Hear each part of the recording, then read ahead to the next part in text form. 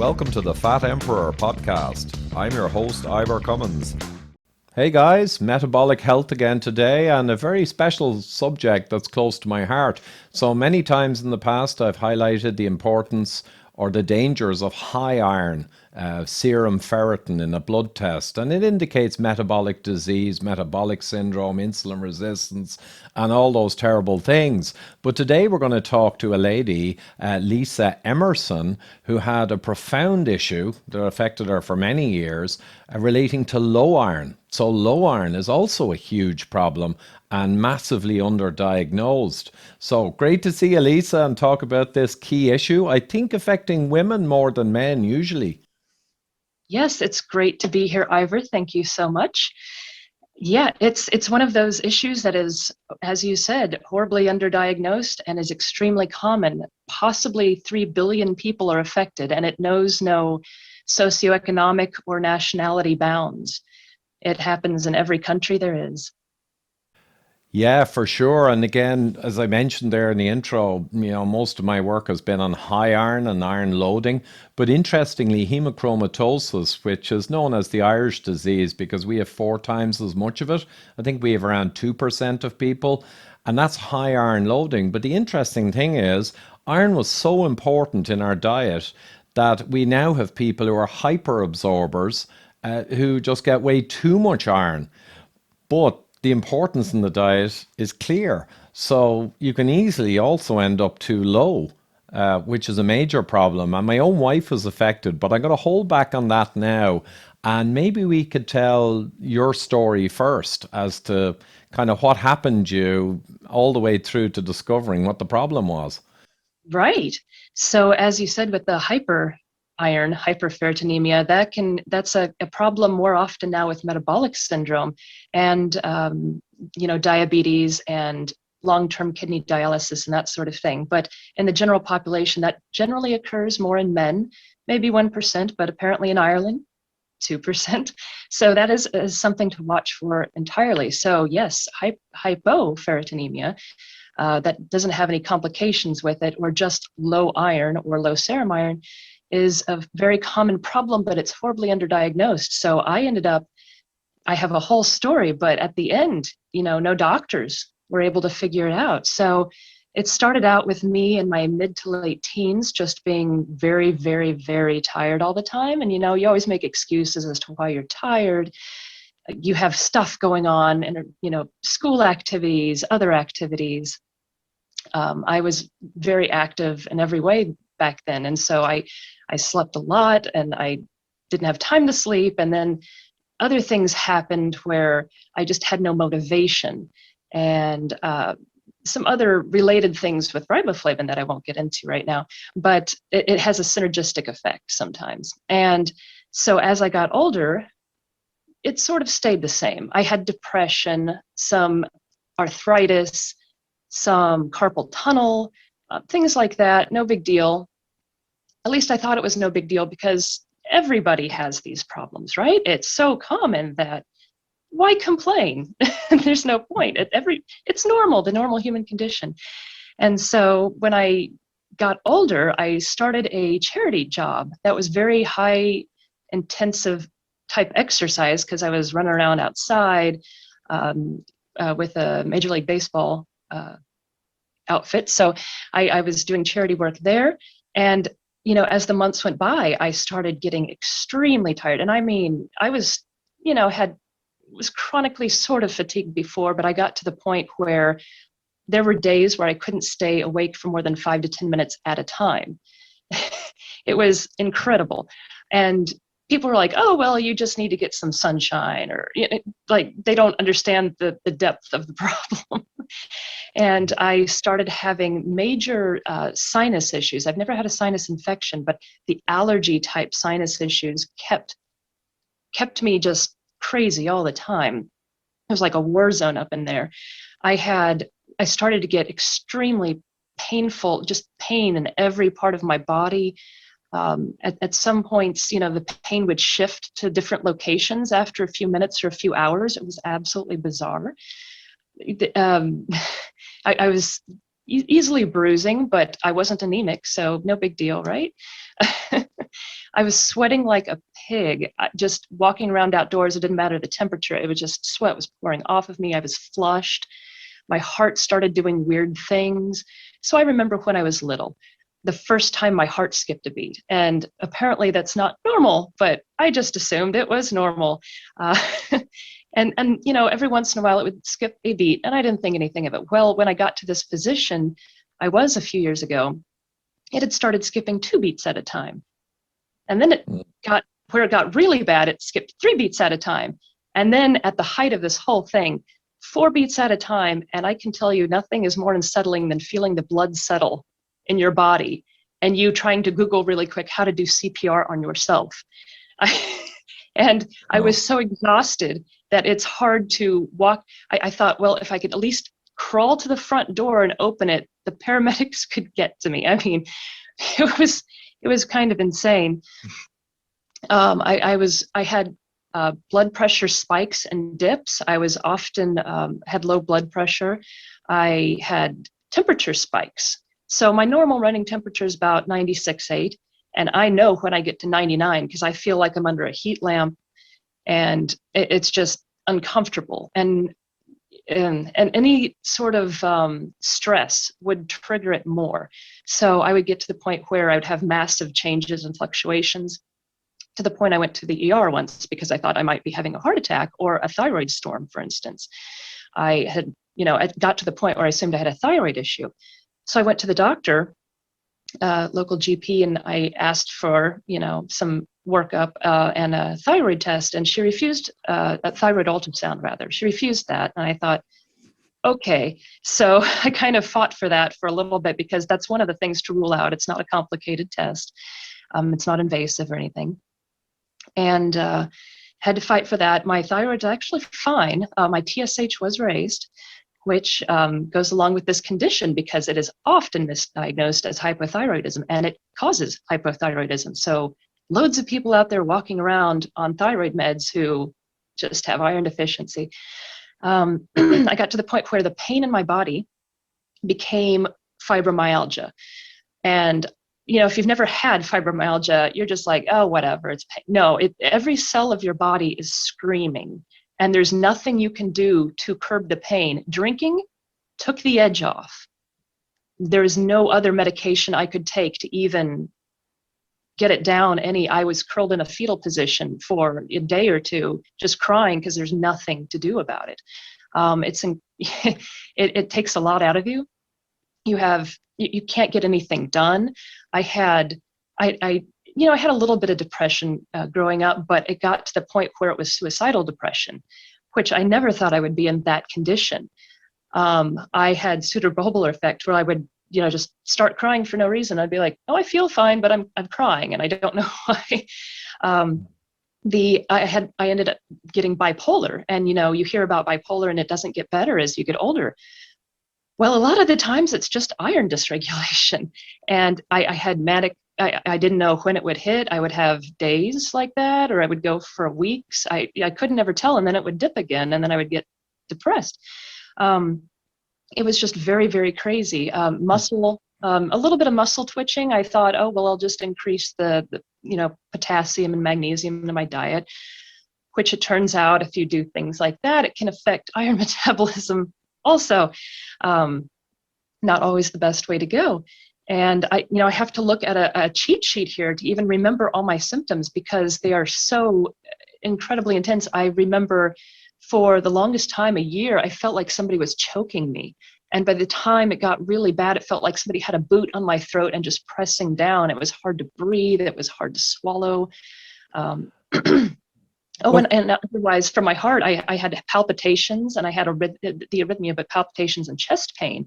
And it makes you think, oh, wow, do I have a heart problem on top of this? You were saying? Yeah, I was going to say that that's funny because so many of those things resonate with my wife's experience. And for many years, she suffered the exact same story. Doctors no good. And 2 or 3 times she went and got a workup. And on the third one, we got the actual results sent to us. We insisted. And believe it or not, this is quite shocking now.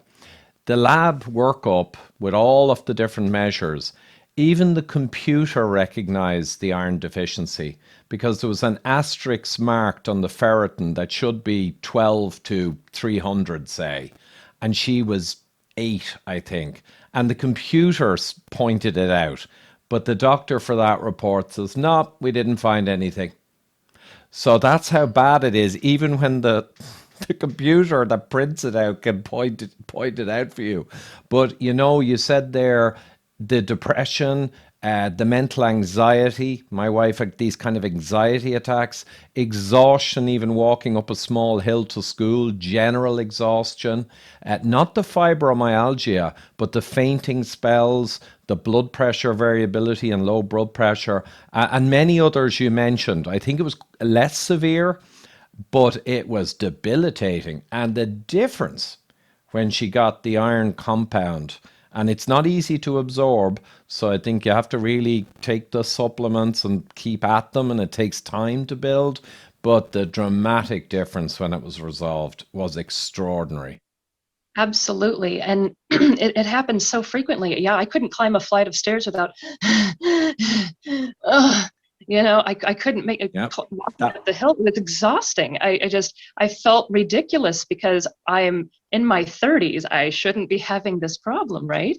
And so it also does other things mentally because it affects dopamine and serotonin. So not only was I having anxiety and depression and back and forth and all those things, but I was just difficulty thinking, brain fog, difficulty finding words, forgetting mid conversation. I would just go completely blank. I mean, I still do a little bit, and I'm blaming it on the iron for here on out. No joke.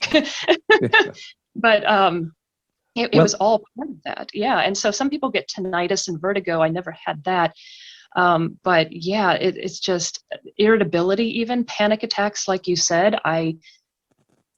Panic attacks were crazy. It can even lead to PTSD, which I can't even tell you the number of people that could be helped from this. But yeah, I ended up with PTSD from something that should not have caused really PTSD, but it enhances that effect. And so just like it enhances allergies and enhances asthma, lots of people just are iron deficient and they could knock that stuff down really easily. Um, there's yeah, a, well, oh, sorry. oh yeah, it's a great example of a single nutrient that's pivotal.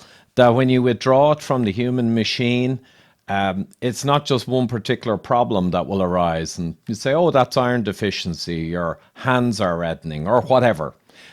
When you pull that out of the machine, it's so central that all of the systems and subsystems, neurological, physiological, they all begin to fall apart basically.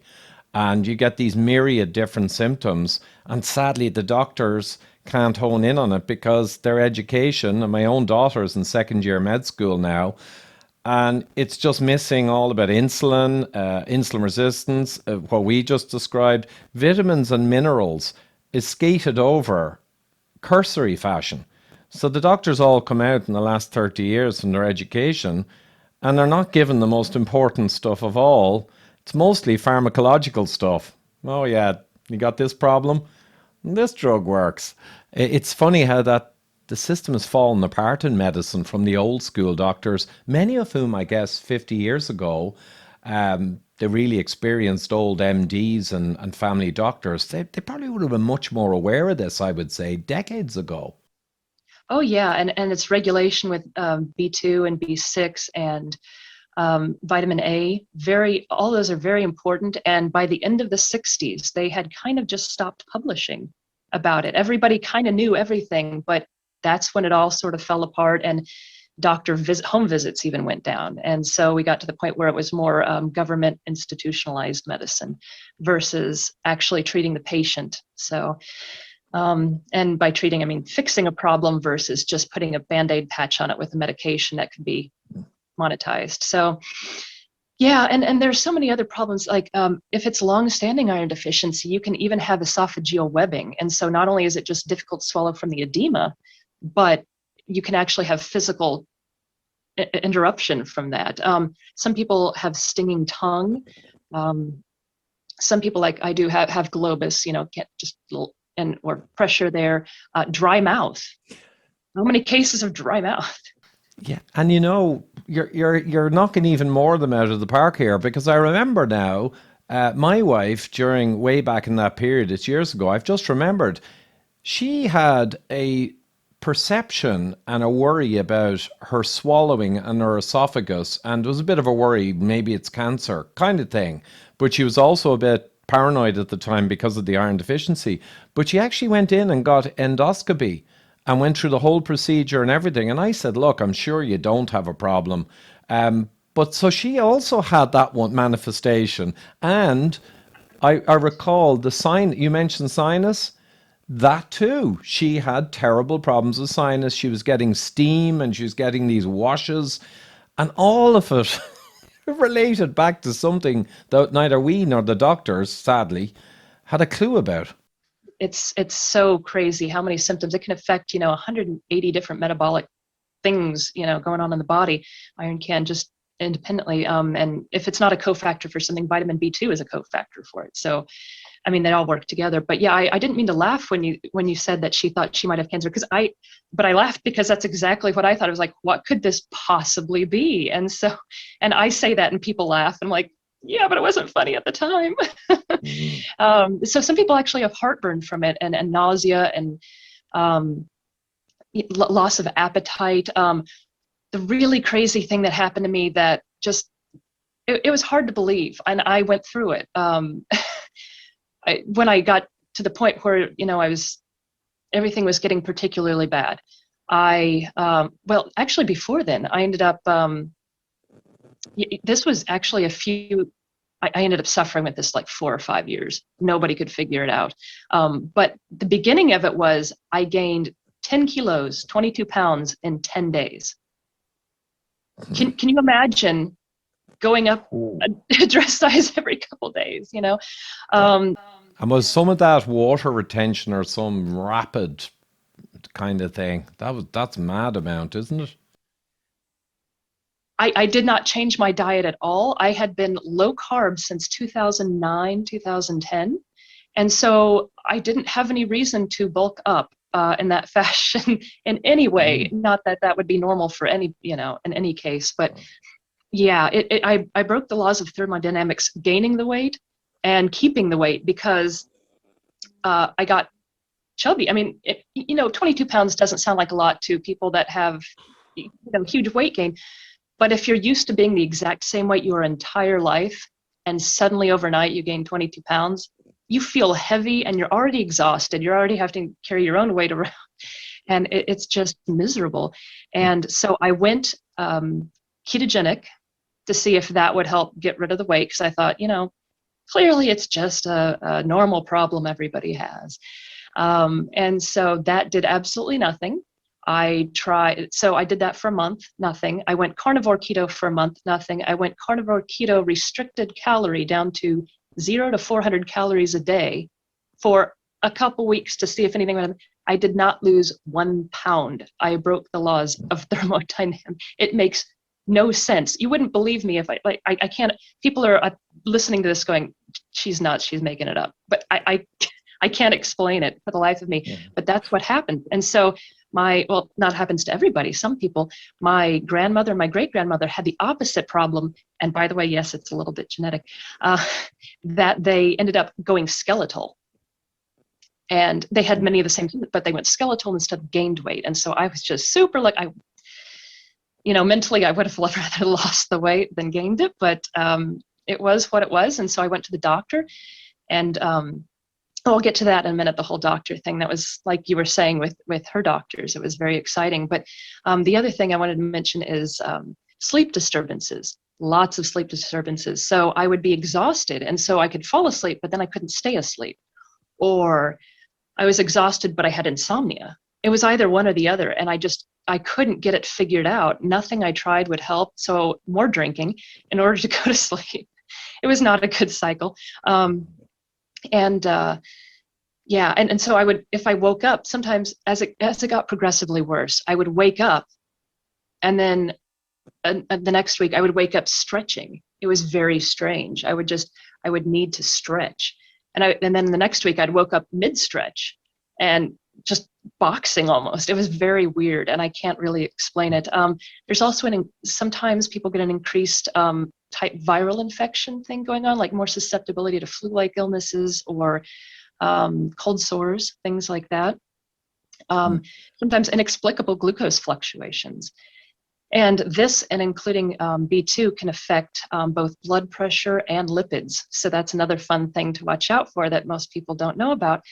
And the other two things I had, heavy menstruation, which is also linked to vitamin A, which they used to know all about, know how to treat instantly. And you would read in the papers that they published back in the 60s. Well, literally they would start out the paper, well, everybody knows this, but, and now nobody knows it. So it's a massive problem. And so all of that was, so heavy menstruation can be caused by iron deficiency or vitamin A deficiency are the main two causes, but it's crazy. And then the other thing is I woke up one day before everything hit the fan. I woke up one day that spring and my vision was blurry.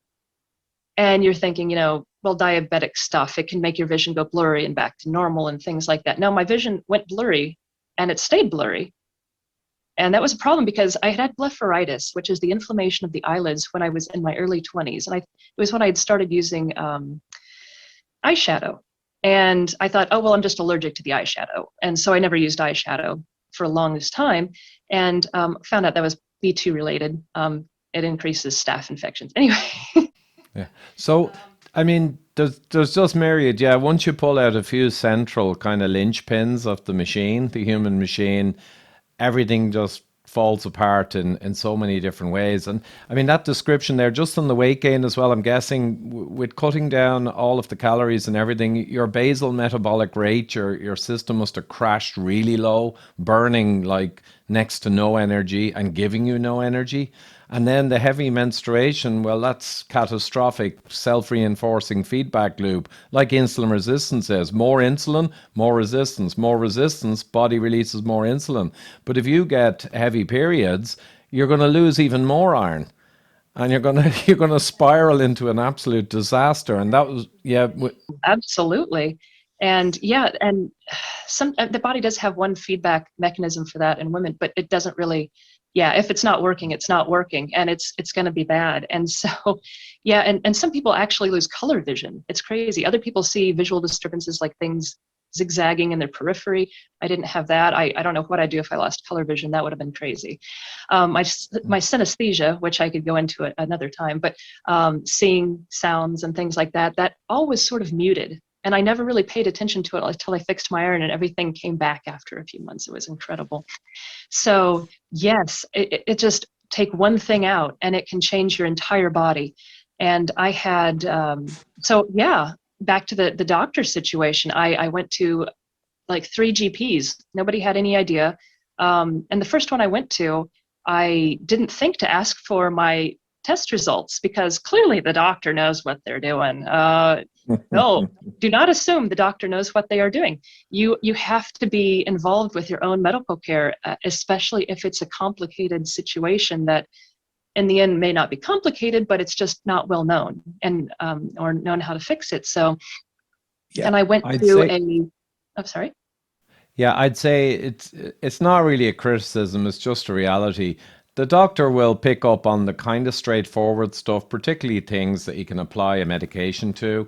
Anything that involves vitamin, mineral deficiencies, kind of insulin leptin resistance, and all the real root causal networks of modern chronic disease and debilitating conditions, you're going to have to get lucky with the doctor. And that's just the way it is. And I have myriad doctors in my network worldwide. And in fairness, it's not me harshly judging the doctors or you from your experience.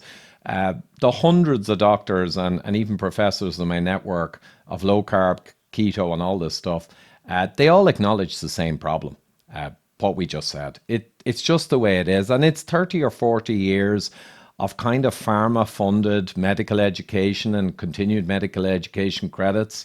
It's the slowness of movement to bring in new knowledge, even though ironically in this case, Lisa, it's knowledge that was there that just needs to be reintroduced. Forget it. And also the whole medical business now almost has contempt for vitamins, minerals, deficiencies, and all of what really is the important thing. There's almost a kind of a looking down on it now, which is a shocking place for the profession to have gotten to. But here we are. Yeah, and so there are the focus is on what drugs we can develop and sell. And so people with restless leg syndrome or teeth grinding, it's usually just iron. And that can be fixed. And I had that at the very height of, yeah, it's shocking how much we don't know. And, I went through a number of GPs. One referred me to a cardiologist when I was insistent that I thought that was just another symptom of what was going on. The cardiologist never even got back to me after wearing a heart monitor. I went to an immunologist who was the only one who really seemed helpful. She had no idea, but she was willing to see it through with me to figure it out. Ophthalmologist, high-rated one. It's crazy when you go and get every test they have in the building, and then they come back and tell you there's no reason you shouldn't have 20/20 vision. We don't know what it is. Yeah. It's not Well, encouraging. And then an immunologist, I was referred to an endocrinologist, a very highly respected endocrinologist. And that was the day I had my appointment, the day after I had figured. So I'm sitting here every day of my life, exhausted, can barely keep focus for longer than 5-10 minutes at a time, face down in PubMed, trying to figure out what is going on and link up all these crazy constellation of symptoms together. And I finally could concentrate enough that I finally, figured it out. And so the next day I had an appointment with the endocrinologist, and I had chugged iron the night before, just trying it out. Within hours, overnight, all but like 8 symptoms, something like that, had disappeared. It was incredible. And so I walked in and I said, I think I figured it out. And she says, that's good, because I have no idea. yeah. Not what you want to hear. And they all charged me extra. It was, how is this helping anyone? You should have sent them all a bill afterwards and explained it Continuing and say, look, education, because I actually handed her the paperwork to show what happens. And I said, do you want this? She said, no. I oh, don't understand. It's you could help so many people. The immunologist yeah. was happy to take it. So I was thrilled that she was willing to look into it, because again, it involves allergy to asthma, and that's a huge thing now. So yeah. Well, yep, there's a small percentage of practitioners and professionals. Most of them are in the low carb kind of side of the house. But there's another percentage who are genuinely interested in root cause and who have exploratory minds. But I think the selection process for who goes into medicine in the last 20 years has selected out many people who have natural technical instincts and the kind of character that would want to know. I think there's a bias towards people who rote learn, they're upper middle class, well off families, and they go in because it's a great career, and they're not actually really that driven to know. That's sad, but it's the way it is. It reminds me of, I sometimes use the elephant in the room for insulin resistance. Everyone's looking at cholesterol and heart disease, and there's an enormous elephant that drives most of it, and no one's even sees it. But when you describe all these specialists, I've seen that again and again. You get sent with a problem like this that's to do with root cause and vitamin, mineral, or leptin resistance, or one of these more subtle things, real physiology things. But you have the problem, and none of the specialists can tell because they're specialists. So they remind me of the elephant, the famous Chinese thing where one guy or gal has got the trunk and says it's a snake, and one's got the leg and says it's a tree, and one's got the tail and says it's a rope. That's the problem often when you get sent from specialist to specialist. Now, you also lighten your wallet enormously, but all you get is all these blind guys and gals holding on to pieces of an elephant. That's what you're getting. It's sad. Yeah, it's a great Yeah. analogy, and that is the way it usually goes, and it's so demoralizing because you're shuttled from one to the other, and at some point you start to think it's in your head, uh, which if That I could get it out of my head, believe me, I would have trained myself to do that years ago, because it is impossible to live with. Well, also the problem is it's accentuated because the very person who's in trouble often has neurological effects from the problem. So they're the least able to do what you did. So kudos for doing it. And it reminds me of Michaela Peterson, Jordan Peterson's daughter. She had to go carnivore, but it was because of immune reaction to plant world proteins. And she managed to decode this, kind of analogous to you, in the middle of dreadful depression and crying fits in the shower. She managed to just pull all of what she had left together, and she eliminated everything from her diet and structured an ultra food diary. And she found that she had to go right back to just eating meat. And then it took a few weeks, and that was another problem. There was a lag. So it wasn't that she could cut out the problems and the next day feel better, like you luckily did with an injection of iron. It took a couple of weeks. And then if you took a bad food then, like you started eating tomatoes or certain grains, it could take a couple of weeks before the problem manifested. So that because there's a lag, it's very hard. You need to be ruthlessly tracking your diet. But she achieved success, revolutionized her health, clearly. And I know a load of people now all over the world. I've interviewed some. One guy had bipolar for around 20 years on multiple medications. He went low carb and keto and it kind of helped. But when he went carnivore and removed the plant world proteins that were the thing causing him the problem, he dropped all the meds under guidance within weeks and the bipolar was gone. And he said it was like walking out of a 20-year prison, like literally into a sunny landscape. He was crying during the interview when he told me the story. I mean, I'm not joking. So there's all these people around the world and they all have their own particular problem. But this one, though, this one is what percentage of people approximately are very likely suffering from iron deficiency, approximately in the Western world, let's say? Yeah, Yeah. well, like you were saying with Michaela Peterson, you have to become the scientist. If the doctors aren't doing science anymore, it's up to you. And there's a lag. There's a lag with treatment. There's a lag with falling back into the problem. But yeah, it could be up to 3 billion people, so not quite one out of every two. But at some point there have been studies done that show that at some point in a woman's life, there's over a 50% chance that she's going to have this. And sometimes And it's due to menstruation, sometimes it's due to just growth in childhood and adolescence.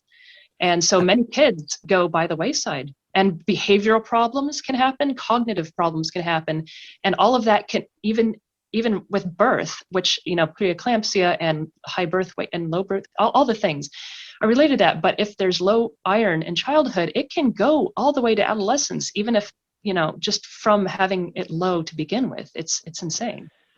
yeah, and I mean, the 3 billion obviously includes, I'd say there's a lot of iron deficiency in the more developing world and that. And in the Western, you would think somewhat less with iron fortification and all. But I know that's not heme iron. A lot of the iron that's put in grains and breads is not really the most absorbable kind, but a pretty huge problem. And the killer is not recognized. I mean, that's the real killer. Uh, but kids, I guess if you make sure that your kids are eating meat, fish, and eggs and real human evolutionary food, as well as vegetables and with minerals and vitamins, and even if they eat some junk, once they're eating real food, it's less likely. But that said, meat is probably pretty good for iron as things go. It's one of the best. But my wife was eating a reasonable amount of meat, no shortage, and still she developed a serious deficiency. And she also found that even taking the iron tablets, it took a while to build the iron back up. And you mentioned about falling back in. She did twice, in spite of how bad the experience was. She let the iron supplements drift and she ended up drifting back into the problem. And I was saying, come on, I mean, you of all people, you know this. Oh, I know, I know. And then she needed some discipline to take the supplements and build the iron back up again. So it's not trivial to pop a pill and boom, it's gone, right? Right. Well, there's a lot of ground to cover right there. So when I was doing carnivore keto, I still am low carb and mostly meat, but I like my cookies and my chocolate, on occasion, and my Mm. and some dairy. But and some of that, even dairy, calcium, everything, anything that isn't meat can hinder absorption. There are so many things that can hinder absorption. Even coffee drinking tea drinking. And I was drinking a lot of tea there. So it got to be a problem. And so what I wasn't doing on carnivore keto is eating organ meat. And I think that's part of where I went wrong, particularly liver. It is the best source there is of both vitamin A and vitamin B2, as long as it's not exposed to light. But that's another issue entirely. So yeah, you got to do the diet right. You know, there are people that say, oh yeah, I do great on carnivore and I only eat muscle meat. Well, I think if you really got into it, you might want to look at that again, because you might have some symptoms that you could be correcting. And so, yeah, I don't even know where to start with this. So yeah, before I get to the correction part, you know, like you were talking about the reference ranges. So when I look at people's labs, and that's what I do now, because reference ranges generally just tell you what's common. It doesn't tell you what's normal or what you want to have. It tells you what's common. So loads of people, the gold standard for iron deficiency diagnosis is negative bone marrow iron stain. And nobody's going to get that. It's invasive. You know, well, not nobody, but it's invasive and it's not common to do.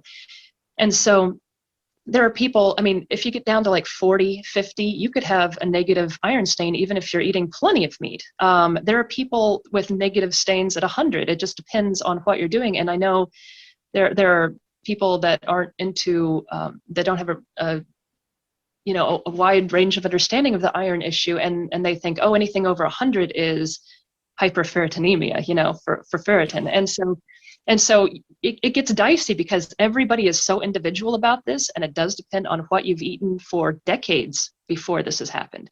It can have an effect for decades, and so the longer you have iron deficiency, the longer it's probably going to take to treat. And the thing about iron deficiency is it's not recognized so much because they're really focused on hemoglobin. Unless the hemoglobin is tanked, they're like, oh, you're fine, you can't possibly, because it's all about anemia. It's all about anemia if you look at it. And so the problem is my hemoglobin never went below 13, ever. It was up to 14.2 between that and, you know, nobody would look at that in their right mind and think I'm iron deficient, right? My transferrin saturation was 31. That's dead center for, you know, great. MCV, 87 to 88, MCH, 30. You would never look at that and think, oh, iron deficiency. And my CRP was high because that's another thing that can mask ferritin levels.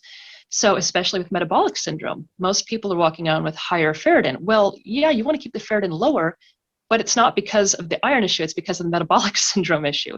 And so that's a whole treatment thing you have to work out, and whether or not they have GI symptoms.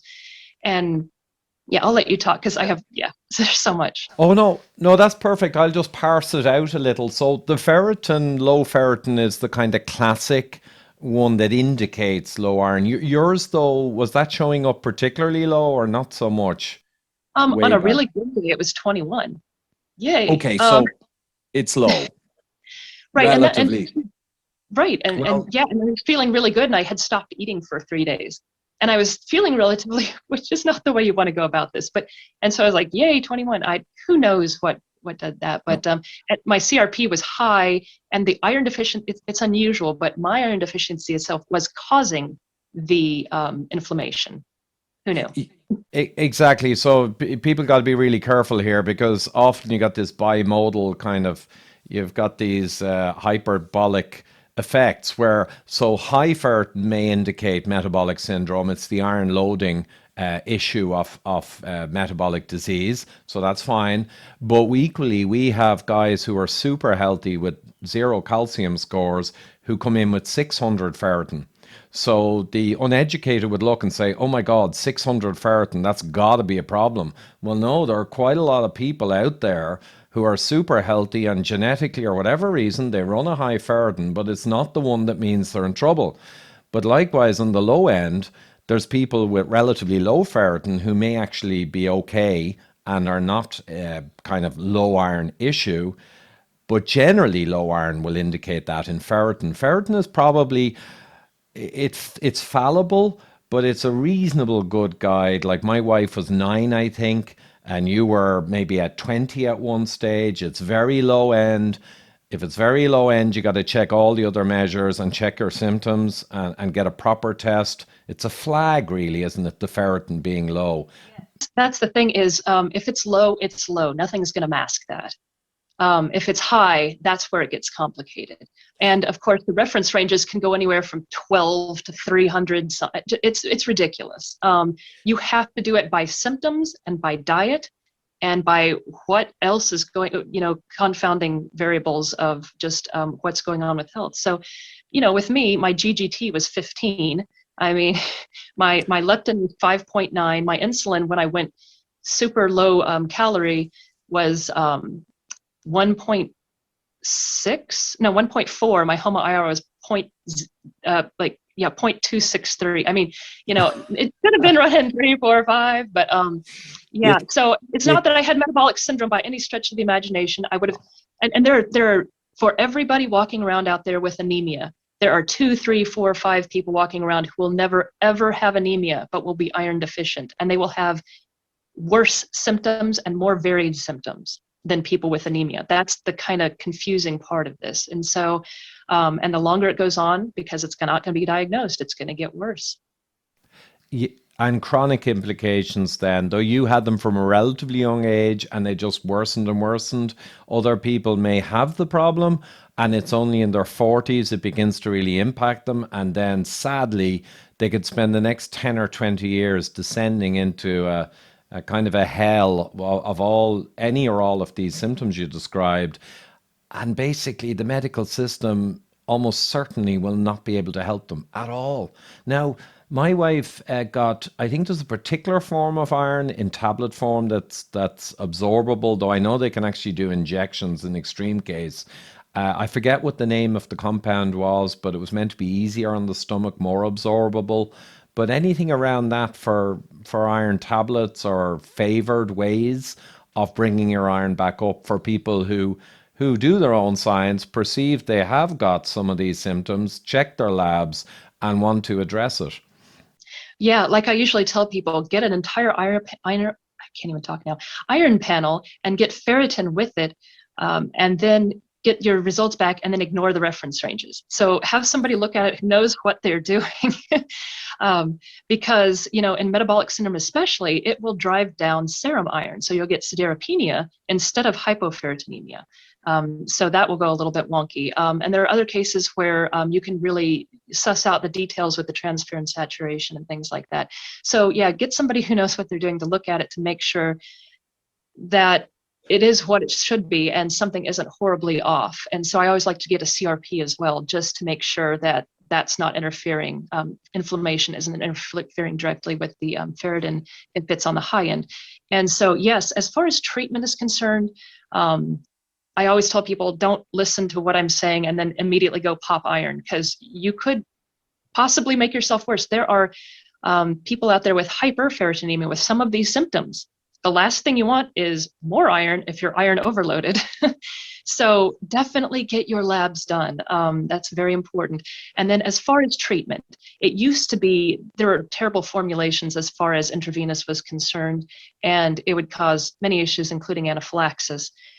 That's changed. It's becoming a standard of care now, which is, it's catching on, I should say, and which is terrific, because that is the quick way to fix the problem, because otherwise this is going to be dragged out for minimum 6 months, usually a year and a half almost. Mine lasted, I guess, about a year and a half now. So yeah, you can do, here's the thing, they always say oral iron doesn't work. Well, yes, it does. If you're doing it right in the right formulation, it can work. There's so many complicating factors to this. What time of day you take magnesium, what you're eating, what time of day you're taking the iron, because the hepcidin has circadian rhythm, and it will increase during the day. It'll increase after exercise. And of course, exercise makes iron deficiency worse. So athletes need to be looking at this for sure.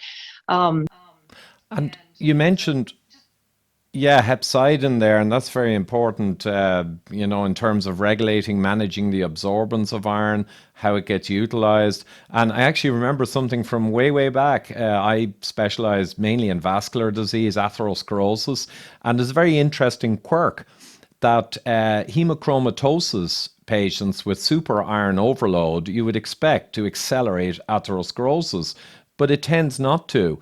And I can't remember the details. Many years ago, I found an obscure paper that explained that the body's reaction to the hemochromatosis and the very high iron overload through the action of hepcidin was to downregulate certain receptors that effectively nullified the iron overload effect on driving atherosclerosis. So you still had the iron overload effect in terms of decaying your organs and leading to death, early mortality for hemochromatosis people, and yet the hepcidin action, downregulation of certain receptors, stopped the excessive iron driving atherosclerosis specifically. So these are very complicated areas, and I'm thinking as well, resources, we can't cover it all today with a DIY book of fixing yourself, obviously in a verbal conversation. But on your site, I think Elusive Iron, are you intending to have kind of guidelines around all of these pitfalls? Because people need to spend the time to internalize. Right. Yes. I mean, it's such a complicated topic with so many modifiers in so many different ways, including genetics, that it's just a lot of material to go over. So I'm just getting my website launched right now, and it will have more information on that for sure. And so, yeah, I look at people's labs on my website, but and I go over treatment with them and based on symptoms. And you really have to look at this from a symptoms perspective, because if you're just treating lab values, I'm very much against treating lab values. I'm for treating the patient or the client, as it may be in my case. But yeah, you have to treat by symptoms, and it depends on what you have, how you treat it. And taking iron every 5 times a day is not going to be the way to do it, no matter what. There's hepcidin will decrease iron intake. So after you take iron, hepcidin increases, and it takes 1 to 3 days before that even drops. So every other day iron in the morning maybe. And it depends on what, and if they have GI ulceration, which is a cause of iron loss, of blood loss. If they have GI issues, inflammation, oral is not the way to go, because all you're going to do is irritate the intestinal mucosa, change the gut biome, all those things. And so IV iron has become extremely, extremely safe now. And you just have to find decent formulations and know how much to get, how much is going to make a difference to get, and how much is not going to do anything at all. Anything extra, I should say, and then find somebody who knows what they're doing to administer it, because otherwise you can end up, yeah. Yeah, I mean, yeah, you're okay. So you run the gauntlet with all the complexities, but the self-administration, autonomy of oral, you're allowed to do it yourself. So once you're very careful, you know what you're doing, may be viable. The intravenous, then you're into the medical system, right? And this is full medical doctor or clinic, obviously, who's going to give intravenous iron. It's not a kind of a naturopath or anything like that. Well, So there are medical spas popping up recently that will infuse all sorts of vitamins and minerals. And it just makes me twinge, because, you can't imagine that these people really understand everything that's going on and how much to give somebody, especially when you don't walk in with lab values. They're just randomly giving people things, and that could be very, very dangerous. So I can't imagine that iron is being done that way, but you never know. Yeah. And again, you're in America, but in Ireland, I'm almost certain, I could be wrong here, no one can put a needle in your arm but a full medical doctor. There are no chiropractor, no, you know what I mean? In Ireland, whereas in America, you're saying that maybe people who are less than an MD can actually administer injected vitamins and things? That's the impression I'm getting. Okay, yeah. No, it could very well be. Yeah, I haven't been to one myself. But I mean, if Okay. I were desperate for magnesium infusion, for instance, that's a thing to do. And you can just walk in sight unseen, be like, give me magnesium. For all they know, you have too much. But it's a way to get it. So, and you don't want to take that at the same time as iron, but yeah. No, and magnesium, just while we're on the topic briefly, I mean, magnesium is very important too, and there's a huge amount of magnesium deficiency. And the test for magnesium is very poor to really reflect. In other words, you can be profoundly low, and the generic blood test will just say you're in the range, to your earlier point. I think the Yeah, red blood. when I order people's so when I do labs for people, and I have them order that, I never ever get serum magnesium because it's absolutely useless if Yeah. unless you're on your deathbed, and at that point, who cares what your serum magnesium? It's not going to be the thing that helps you. But I always do RBC. RBC, that's the one, red blood cell membrane magnesium, yeah. And it's similar with many key things. You need certain specific types of tests, of which the mainstream just does the generic blood test and doesn't really care anyway. Not to be harsh on them, but they presume it's largely woo, these vitamins and minerals. They're kind of old school stuff. But I got the shiny new patented drug, right? This is the good one. So there's a bit of that, a lot of that. So I wonder then, we've covered probably some of the key bases. I know we're keeping it tight here, but let me just think. So the whole experience and the myriad different manifestations of this problem, which you covered very well. And as you say, you may have missed some, but you covered so many, right up to and including fibromyalgia, which is often related to vitamin D deficiency. But there's a huge amount of overlap here. So all these symptoms that people might resonate, listeners, and then there's the actual treatment of it then, which has a lot of pitfalls too, between oral or getting an infusion, which will require you to get involved in the whole medical system. Yeah, the heme iron is, as you were talking about, heme is what's found in animal meat, and it's never found in plants. And the plants will always have non-heme iron, and it's different variations. But the thing is, it's not highly absorbable by humans. Shocker, I know. But also, it's just a matter of fiber will from the plants will reduce the iron absorption, and other issues from the plants will inhibit it, and so it's a compounding effect with non-heme iron. So heme is usually the way to go for oral. You can also do elemental, which is carbonyl, and sometimes people that comes in a chewable form, which is really nice because if you've had long-standing iron deficiency and have a problem swallowing, it's something to But then again, you might want to get a transfusion. So. Yeah, and that's an option, but that's more into a medicalized type decision. So we'll steer clear of that and let people do their own research or go to your website, learn more about it. Doctor if they don't know. Yeah. Yeah, well, some people have a good relationship with their doctor, and the doctor may be open with them to discuss some of this. And again, if people put together a few key bits of information, not papers, if you give your doctor around 10 published papers and say it's all in here, forget about it. But if you get a few facts, I often advise people get a few facts that grab the doc's attention. It is a fact that XYZ. And they go, oh, something simple to draw them in. But that's a long strategy discussion about how you get through to your doc. But on the generic approach, if you can't access an infusion, focusing certainly on animal products and eating more healthy meat. I know sadly the world is telling us to eat less, which is going to exacerbate this problem. But anyway, eating more meat, and the organ meats bit I love because I have a very strong feeling about that. There isn't enough research on it. Of course, they're not interested, but organ meats and all the iron and all the other elements and vitamins that are so rich in organ meats. I know, like Sean Baker and some of the guys, the carnivores say, I just eat muscle meat and I'm fine. And that may be the case. But for anyone who has any hint of an issue, organ meats are the superfood ultimate. I mean, they're the sine qua non of superfoods. So people really should be trying to get more of those in their diet, especially anyone who has any of the ailments or any question mark around their iron. Absolutely. Yeah, dietary wise, if you have hyperferritinemia or an iron overload, you can always talk to your doctor and get a phlebotomy or donate blood. But you should be eating well, even if that encourages the problem, you should be eating well. And yes, most people have the opposite problem if they're going to have a problem.